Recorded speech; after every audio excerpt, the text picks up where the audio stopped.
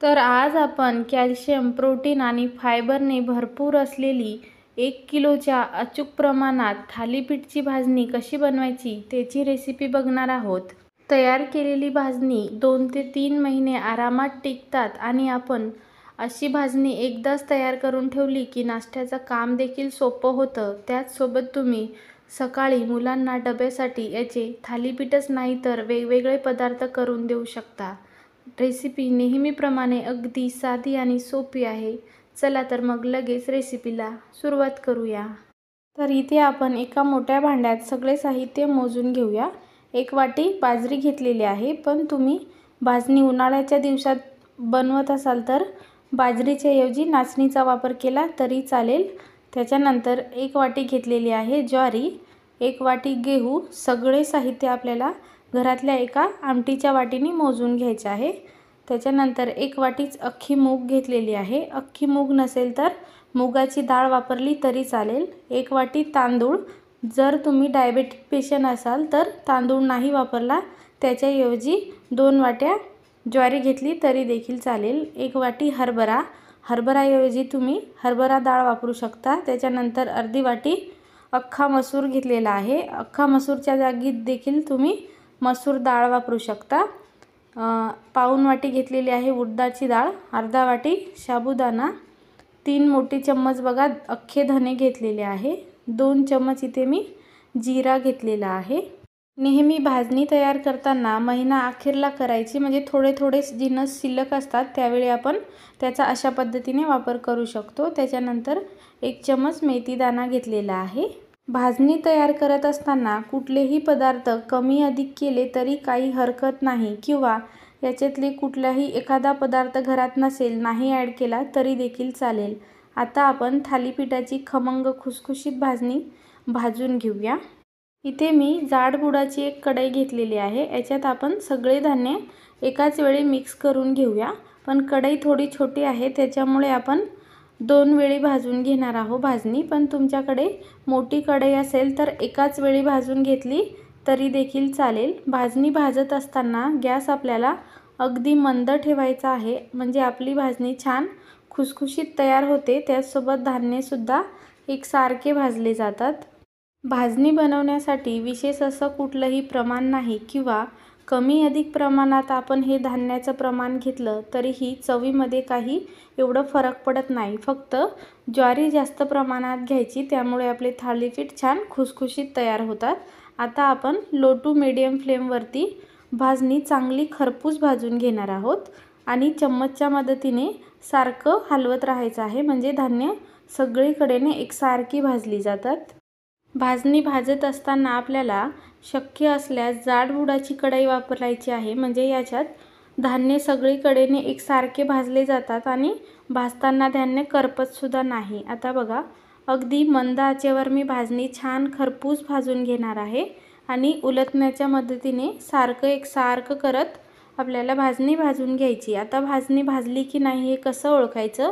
भाजणी भाजत असताना बघा याचा सुगंध घरात दरवळतो, त्याचसोबत घेतलेले तांदूळसुद्धा छान फुलले जातात आणि सगळ्या धान्यांचा रंगसुद्धा थोडा बदलला जातो, म्हणजे समजायचं की आपली खरपूस अशी भाजणी तयार झालेली आहे। आपण घेतलेली सगळे धान्य मी धुवून वापरलेली नाही, फक्त एका कॉटनच्या ओल्या कपड्याने चांगलं पुसून घ्यायचं आहे, म्हणजे जे काही पावडर वगैरे लावलेलं असेल ती निघून जाती। पण तुम्हाला धुवून घ्यायचं असेल तर धुवून घ्यायचं आणि दिवसभर फॅनखाली चांगलं वाळून घ्यायचं आहे, म्हणजे भाजणी आपली छान भाजली जाते किंवा भाजायला जास्त वेळसुद्धा लागत नाही। आज आपण ही भाजणी हिवाळा विशेष किंवा पावसाळा विशेष बनवणार आहोत, त्याच्यासाठी इथे मी बाजरी वापरलेली आहे। पण तुम्ही हीच भाजणी उन्हाळ्यात तयार करणार असाल तर त्याच्यात बाजरीचा वापर करू नका, कारण बाजरी ही उष्ण असते। त्याच्याऐवजी तुम्ही नाचणीचा वापर केला तरी चालेल। आता बघा आपली छान अशी खमंग भाजणी भाजून तयार झालेली आहे आणि बघा रंगसुद्धा बदललेला आहे आणि धान्यसुद्धा जसे की तांदूळ, ज्वारी छान फुललेली आहे। आता आपण ही भाजणी एका मोठ्या भांड्यात काढून घेऊया, म्हणजे पूर्णपणे गार करून घ्यायची आहे। तयार झालेली भाजणी एका मोठ्या भांड्यात काढून घेऊया आणि शिल्लक राहिलेली भाजणीसुद्धा त्याच पद्धतीने अगदी मंद आचेवर भाजून घेऊया, म्हणजे आपली छान खरपूस अशी भाजणी तयार होतील। आता तुम्ही ही भाजणी एकाच वेळी भाजून घेतली तरीही काही हरकत नाही, पण माझ्याकडे मोठी कढई नव्हती म्हणून मी 2 वेळी भाजून घेतलेली आहे।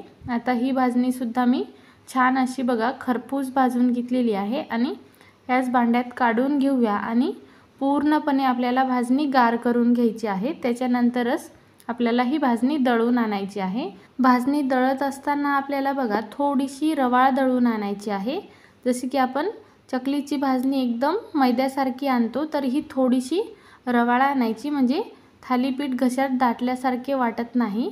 आणि भाजणी गिरणीत भाजायला देत असताना गहूवर दळून आणायचे नाही। ज्वारी, बाजरी किंवा कुठलीही डाळ दळली असेल तर तुम्हीही दळून आणू शकता, म्हणजे गव्हावर भाजणी दळून आणली ना तर त्याचे थालीपीठ भाजताना करपले जातात।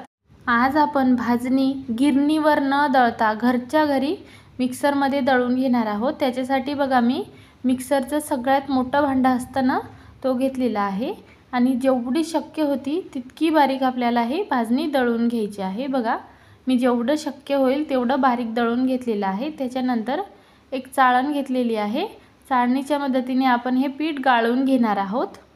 चाळून घेतल्याने जे एक्स्ट्राचं जाडसर पीठ असतं ना ते वरती शिल्लक राहतं आणि मस्त अशी आपली भाजणी तयार होती। भाजणी थोडीशी रवाळच असते, एकदम बारीक नसते, कारण एकदम बारीक पीठ केलं तर थालीपीठ घशात दाटल्यासारखे होतात। बघा मस्त असं मी चाळून घेतलेलं आहे आणि वरचा जो जाडसर भाग आहे ना तो आपण पुन्हा मिक्सरला भाजणी दळतो ना त्यावेळी आपल्याला हे बारीक करून घ्यायचं आहे। जर तुम्हाला घरी एवढा फावट पसारा करायचा नसेल, डायरेक्ट गिरणीला दळून आणलं तरी देखील चालेल, पण मी आज घरच्या घरी अगदी गिरणीवरनं आणतो ना तशीच भाजणी छान दळून घेतलेली आहे। आता आपण राहिलेली भाजणीसुद्धा याच पद्धतीने मिक्सरला दळून घेऊया आणि चाळणीच्या मदतीने चाळून घ्यायचं आहे। बघू शकता तुम्ही मस्त अशी आपली भाजणी अगदी झटपट तयार झालेली आहे।